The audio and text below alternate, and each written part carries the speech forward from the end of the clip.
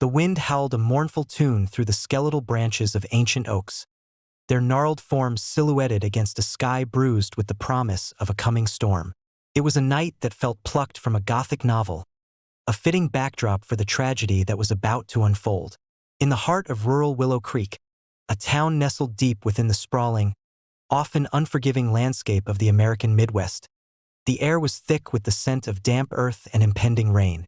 This was the world of Sarah Jenkins, a 28-year-old single mother whose life, though challenging, was brimming with a quiet resilience and an unwavering love for her 5-year-old son, Ethan. Sarah wasn't a stranger to hardship. She'd navigated the choppy waters of single parenthood with a grace that belied her youth, working 2 jobs, a morning shift at the local diner, where the aroma of coffee and sizzling bacon was a constant companion, and evenings cleaning offices in the nearby town of Havenwood. It was a grueling schedule, but every dollar earned was a step towards a brighter future for Ethan, a future she envisioned filled with laughter, stability, and opportunities she never had. Her modest home, a small, weather-beaten farmhouse on the outskirts of Willow Creek, was her sanctuary, a place where Ethan's drawings adorned the refrigerator and the scent of homemade cookies often lingered. The rhythm of their lives was simple, yet profound. Early mornings, school drop-offs, long hours of work, and then the precious few hours before bedtime, filled with stories, games, and the comforting embrace of a mother's love. On October 17, 2011, the routine of Sarah's life took a fatal detour. It was a Thursday, a day like any other, yet destined to become etched in the collective memory of Willow Creek as the day Sarah Jenkins vanished. She had finished her evening shift at the Havenwood offices, the fluorescent lights humming their monotonous farewell as she locked up. The drive home was a familiar one, a winding 2-lane road known locally as Whisperwind Road. It was a stretch of asphalt that cut through dense forests and open fields, a shortcut that shaved precious minutes off her commute. Minutes she desperately craved to spend with Ethan before he drifted off to sleep. The road itself was a character in the local folklore, a place where old-timers spoke of strange lights and unexplained phenomena, a place that felt both ancient and forgotten. Whisperwind Road was notorious for its isolation. There were no streetlights, no houses for miles, just the impenetrable darkness of the woods pressing in on either side. Locals knew to be wary, especially after dark, when the road seemed to swallow sound and amplify every creak and rustle. The dense canopy of trees, primarily ancient pines and towering maples, formed a tunnel of shadows, even on the brightest days. At night, it became a black abyss, broken only by the occasional glint of an animal's eyes in the undergrowth. But Sarah, accustomed to the solitude, rarely gave it a second thought. Her old sedan, a reliable but well-worn vehicle, was her trusty companion, its headlights cutting a narrow path through the encroaching gloom. The hum of its engine was a familiar lullaby, a promise of home. That night, however, the weather turned treacherous. A sudden, violent downpour erupted, transforming Whisperwind Road into a slick, dangerous ribbon. The wipers on Sarah's car struggled against the deluge, blurring her vision. The wind, living up to the road's namesake, whipped through the trees, creating an eerie symphony of groans and whispers. Lightning flashed, briefly illuminating the rain-lashed landscape, revealing fleeting glimpses of the churning river that ran parallel to the road, its waters swollen and angry. It was in this maelstrom of nature's fury that Sarah Jenkins disappeared. The last known contact was a brief, crackling phone call to Emily, her sister, around 9:30 p.m., where Sarah mentioned the terrible weather and her eagerness to get home. The call abruptly cut out, dismissed by Emily as a bad signal, a common occurrence on Whisperwind Road.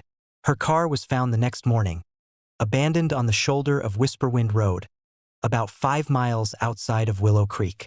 The driver's side door was ajar, a single high-heeled shoe lying forlornly on the wet asphalt beside it. The shoe, a practical but stylish black pump, was one Sarah often wore for her office cleaning job, a small detail that spoke volumes about her hurried departure. Inside, her purse lay open on the passenger seat, its contents spilled. A worn wallet, a tube of lipstick, a crumpled grocery list. Her cell phone was gone. There were no signs of a struggle, no broken glass, no skid marks to suggest an accident. The scene was eerily calm, almost staged, as if Sarah had simply stepped out of her car and vanished into the tempestuous night, leaving behind only questions and a chilling void. The only other detail was a faint, almost imperceptible scuff mark on the passenger side door, too subtle to be immediately conclusive, but enough to pique the interest of seasoned investigators. The discovery sent shockwaves through Willow Creek. A single mother, beloved by her community, gone without a trace. The initial police response was swift, if somewhat hampered by the remote location and the torrential rain that had undoubtedly washed away crucial evidence. Sheriff Brody, a man whose weathered face told tales of years spent policing the quiet, often deceptive calm of rural life, took charge. He knew every family in Willow Creek, and the disappearance of Sarah Jenkins hit close to home. His own daughter was around Sarah's age, and the thought of such a thing happening in his town, on his watch, gnawed at him. The first few hours were a blur of flashing lights, barking search dogs, and the grim faces of deputies combing the dense undergrowth along Whisperwind Road. The dogs, usually so keen, seemed disoriented by the lingering scent of rain and the sheer vastness of the wilderness. Ethan, too young to fully grasp the gravity of the situation, was taken in by Sarah's distraught sister, Emily. Emily, a woman whose own life had been intertwined with Sarah's since childhood, felt a cold dread settle in her stomach. She knew Sarah would never willingly leave Ethan. Something terrible had happened. The last image Emily had of Sarah was her waving goodbye, a tired but hopeful smile on her face, promising to call later. The community rallied, forming search parties that scoured the woods, calling out Sarah's name until their voices grew hoarse. Farmers on their tractors joined the search, their powerful headlights cutting through the pre-dawn darkness. Local businesses offered rewards for information. Flyers with Sarah's smiling face, a stark contrast to the grim reality, appeared on every lamppost and storefront. The local news channels picked up the story, broadcasting Sarah's image to a wider audience, hoping for a lead, a tip, anything that could bring her home. But as the days bled into weeks, and the weeks into months, the initial fervor began to wane. The rain-soaked earth of Whisperwind Road held its secrets tight, and Sarah Jenkins remained a ghost in the wind. The river, once a potential clue, had receded, revealing nothing but its usual muddy banks. The dense foliage, once a potential hiding place, now seemed to mock their efforts, its secrets impenetrable. The mystery of her disappearance became a local legend, whispered in hushed tones, a cautionary tale told to children about the dangers of isolated roads and the darkness that can lurk unseen. For Ethan, it was a gaping wound that never truly healed, a mother who was there one day and gone the next, leaving behind only a faded photograph and a lifetime of unanswered questions. He would often sit by the window, staring out at the road, as if willing his mother to reappear. The last drive home had become an eternal journey into the unknown, a chilling testament to the fragility of life and the enduring power of an unsolved mystery. Please leave a comment below with a short word or phrase about what you think happened to Sarah, and don't forget to subscribe to our channel for more gripping true crime stories. The initial shock of Sarah Jenkins' disappearance slowly gave way to a gnawing, persistent ache in the heart of Willow Creek.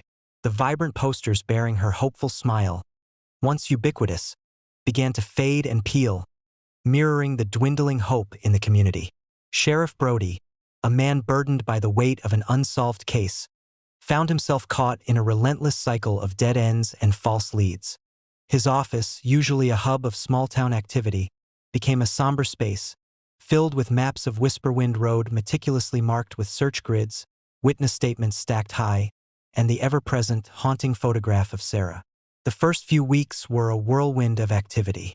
Every inch of Whisperwind Road and the surrounding wilderness was meticulously searched. K-9 units, brought in from neighboring counties, scoured the dense forests, their handlers pushing through thick undergrowth, hoping for a scent, a sign, anything. Divers plunged into the murky, cold waters of the Willow Creek River, which ran alongside the infamous road, battling strong currents and limited visibility. They found nothing but discarded tires, rusted metal, and the detritus of nature.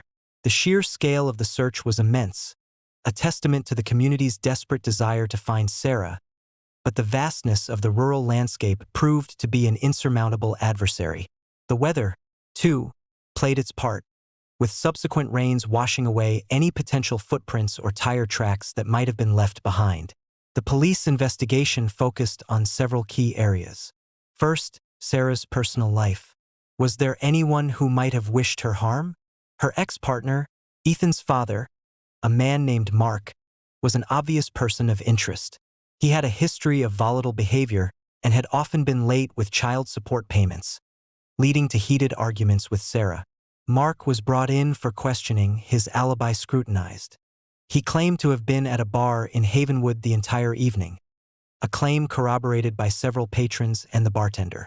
While his alibi held up, his demeanor, a mix of anger and indifference, left a lingering unease with the investigators. He expressed frustration at being questioned, but little genuine concern for Sarah's welfare, a detail that Sheriff Brody noted with a furrowed brow. Then there were the local rumors. Willow Creek, like any small town, had its share of whispers and gossip. Some spoke of a drifter who had been seen in the area, a man with a dark past. Others mentioned a local recluse, known for his strange habits and isolated cabin deep in the woods. Each lead was pursued, each rumor investigated, but they all led to the same frustrating conclusion: nothing concrete. The drifter had moved on, leaving no trace. The recluse, a harmless eccentric, was found to have been home all night, tending to his ailing mother. The isolation of Whisperwind Road, once a simple shortcut, now felt like a conspirator in Sarah's disappearance, its silence echoing with unanswered questions. Emily, Sarah's sister, became the unofficial spokesperson for the family, her voice hoarse from countless interviews, her eyes perpetually red from weeping.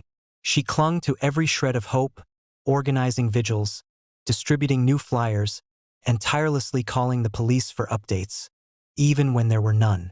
Ethan, meanwhile, struggled to comprehend the void left by his mother. He would often ask Emily, "When is Mommy coming home?"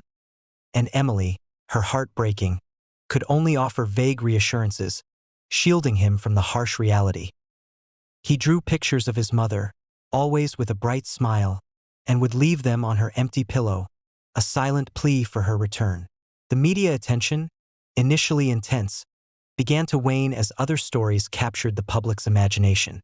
Sarah Jenkins became another face on a missing persons poster, another unsolved mystery relegated to the back pages of local newspapers.